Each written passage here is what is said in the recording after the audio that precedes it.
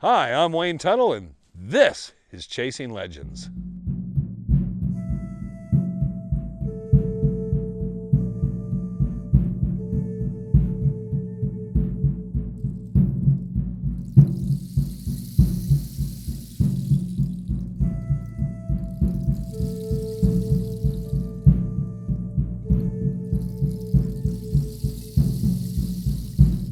Welcome back to Chasing Legends. I'm Wayne Tuttle, once again your host. Tired of me? I get tired of me. Please hit the subscribe button, hit the notification bell, leave a comment if you want to leave a comment, and go over to our About section. Check out the Dutch Hunter Rendezvous and the Legend Superstition Mountain t-shirts. Long sleeve, short sleeve, black, gray, got it all in. Beautiful day in the Superstition Mountains. Couldn't ask for something better. I just kind of wanted to get back out here. In fact, so far this year in 2022, we just started February, and I believe this is my 9th or 10th trip out in the mountains already this year. So it's been a good time. It's not always all about the filming. Sometimes it's just coming out in the mountains, and very happy to be out here this year. So this week, tell a story. Now, this isn't my own story, but it was a story I was associated with. Probably 84, 85, 83. A couple guys I knew, we'll call them Steve and Mark because that was their names. Always should call people by their names. Met these two guys. Now we're all 19, 20 years old. 18, 19, 20, 21. And these two guys were in their late 20s, and they had something they wanted to go out and explore, and they wanted to get a couple groups of people, and they wanted to kind of look over these areas. And they wanted to go out by what's called Black Mountain today. It was called Charlie Boy Mountain back in the day. And so they packed everything in. And each one of them was going to be at a site of an area we were going to be kind of gritting out and exploring and stuff. And I don't really remember too much of what we were looking for. And I'm pretty sure it was a Lost Dutchman. It wasn't a stone map. It wasn't a Jesuit treasure or anything like that. It was a mine or something associated. And they had some information, and they didn't really share. We were just going over the ground and then kind of seeing what we found and everything. So we walked in, carried most of our own gear, but they had these old wall tents, not the real fancy kind, but decent wall tents. And they had them set up, so when we got to our site, we were at the first site, and I remember me and the two guys I knew were with this other guy. So the four of us were there, and there might have been one other guy, might have been five of us there. And then the rest of the group, 4 or 5 guys, were going down around the corner, down somewhere else, and that was going to be their base camp, and we were both working kind of different areas.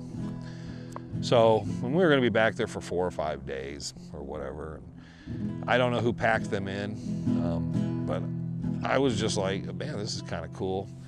We're bringing some of our own food. Back then it was just a lot of, but we were able to pack some cans of stuff in. Sorry, Frank, a lot of it was chili and beans.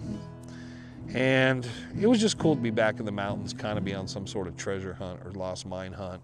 I was young. That was kind of a thing as anybody, oh yeah, you know, I'll go. Why not? And we're going to cut because there's people coming. Welcome to Chasing Legends on YouTube.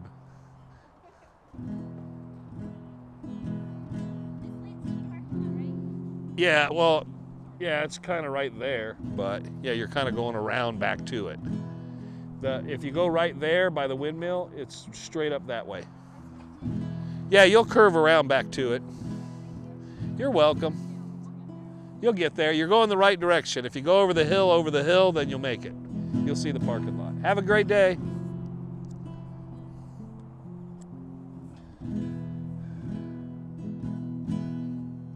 Be sure to see it. Watch us on YouTube. There we go. So we break in these 2 camps, and the other guys go over, and they're further from us. They're more east, northeast from us. We were at our camp 4 or 5 days. Nothing really happened with us. And we'd go out each day. We'd spend about 6, 7 hours around. Some days we'd come back, grab something to eat, and head back out to a different area. And he had a topo map. We'd grid out wherever we're looking. We weren't finding anything really. And I think it was about the 4th day, one of those guys came back over to our camp and said, I'm done. I'm heading out. Sorry guys, blah, blah, blah, blah. We didn't get much out of them. We figured there was some arguing or some dissension of some sort going on over there. So we're like, okay, nice to meet you, whatever, and off he goes down the trail.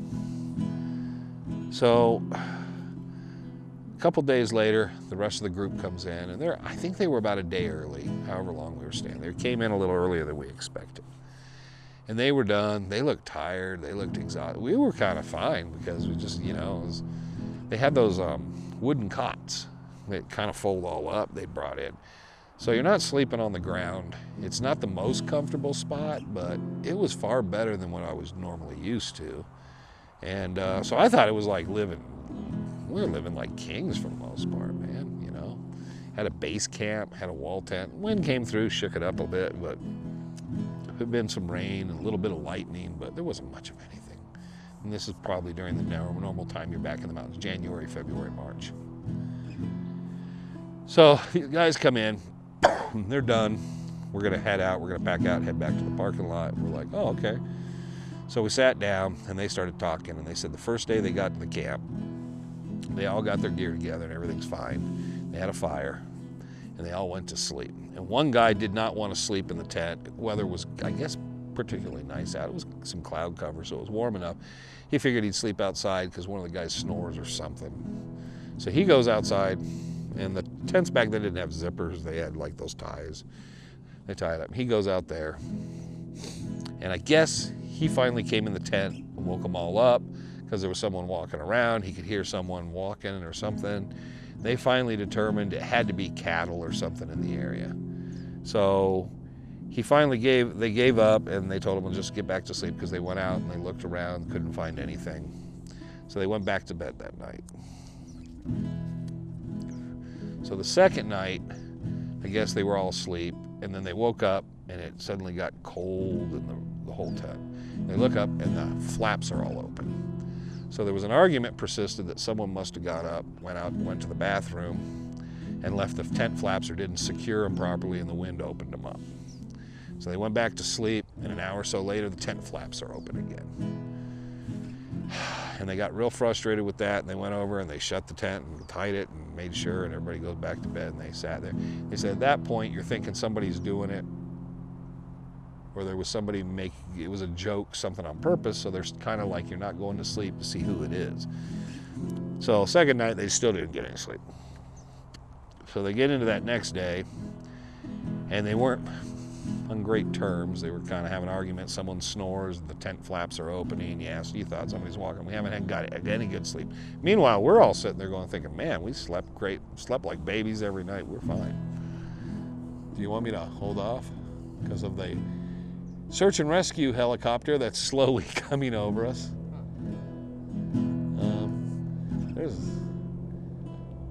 Get in the remote area of the mountains, and then everything comes down upon you all at once. And yeah. So the guys say they go to bed the third night, and the same thing's happening. The flaps are opening. They stay awake all night. They don't know what's going on. They keep hearing noises outside, like moaning or something. They're like, what the hell? They think it's us. So they're going out, but they can't find anybody. They don't hear anybody running off. They kind of work their way towards our camp. They're like, so the fourth night, they stay up all night because they're going to catch us because we're messing with them. We're sleeping like babies. They're up all night. So I guess their last night there, they all got hunkered down. They don't know what's going on. They haven't been sleeping. They're kind of basically not doing much during the day. They're hanging around the camp trying to get some sleep. So they go to bed that night. They're just sitting in there, and they kind of finally start getting tired. Nothing's going on, nothing's going on. And then this huge wind comes through and opens the flaps, and the flaps untie themselves, and they're just freaked out by it. And there was a little bit of lightning flickering in the distance. And they're all kind of weirded out by it, and they're like, tomorrow morning we're gonna pack up. We're heading back over to those other guys. We're getting out of here. There's something wrong here. So once they did that and the wind died down, they tied it shut again. I think they said they put rocks at the base and stuff, try to keep it secure. Started going to sleep, and then one of them woke up, and he saw what he thought was black shadow in the room, like somebody was walking around looking down at everybody. And he's watching it, and he jumped up and started yelling, and one of the other guys jumped up when he jumped up, and they both said they saw it. It looked like a shadow of somebody walking around looking down into everybody's stuff and all, but when they jumped up and hit the flat, there was nobody else in the tent. The flaps were still secure. That was it. They began packing up then. I guess they started a fire, 8 sitting around the fire in the wind in the morning, looking around, looking at each other, miserable and all that. I do not know what happened to those guys. I can tell you the honest truth is they believed something happened there. I did not witness it. I witnessed them telling the stories and them kept saying, no, you got to understand. And I know we were younger. The 2 other guys were a bit older, but they were spooked. They were spooked, something fierce, and they did not want to go back to the camp. They had what they needed. Whoever was packing could come in.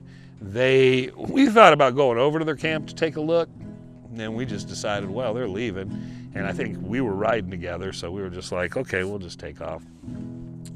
So we grabbed our gear and stuff, and then whoever was packing in had to come in and pick all that stuff up. I don't even know if we broke our tent down and packed everything up for them because we put the tent up. But I don't know what they did at the other side. I think they left the tent up. But yeah, definitely around 84, 85. And that was after the mine was closed and people were starting to really come flood back in here. You had a few books had come out. I think Curse of the Dutchman's Gold, Helen Corbin, and the other books were still pretty popular. So there was a bit of an influx at that period of time. But and I know that area was where Chuck Kenworthy thought his heart was on, Black Mountain area. But I have no idea what they were looking for. Never heard from those 2 guys again. And their buddies. I don't know who they were to this day. Back then I wasn't very meticulous of taking notes and stuff. It was just, to me, it was always just cool to be back in the mountains. So who knows what happened, what visited their camp and what was going on. Was it just wind in this? Was it just overactive imaginations? Or were they camped at some site of something kind of freakishly abnormal? Something was going on. Got no clue, got no idea. So, and I could go back to that site, but I mean, at that point, do you really want to pitch a tent there? I don't. I'm not going to try to stir nothing up. Even though I wonder if something paranormal is as good at zippers as they were untying stuff. You figure it out. So, a bunch of shadows, a bunch of stuff, and the moans and whatever else was going out there, which the moans could be just the wind. But I'm glad everybody shared this with me. We're in a beautiful spot, man. It's just beautiful down out in first water, and kind of can't beat the day. I'd love to sit here and talk for another half hour because I'm just enjoying it, but it's time to pick up and go. So thanks for watching Chasing Legends. I'm Wayne Tuttle. You're most definitely not, and have a great day.